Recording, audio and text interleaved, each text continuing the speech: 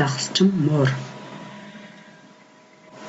Нэгэн муур загас барихаар гол руу явжээ. Тэгээгээ шидээд удаан хүлээж гинэ. Эхлээд нэг загас барьлаа. Хатран загас байв.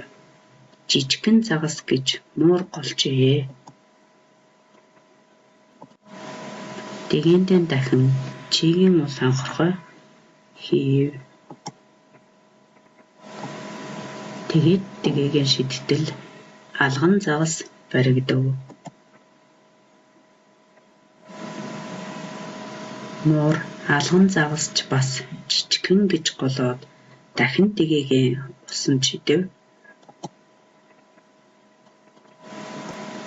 Харин энэ удаа муурын тэгээнд том зурхай загас урсан байжээ.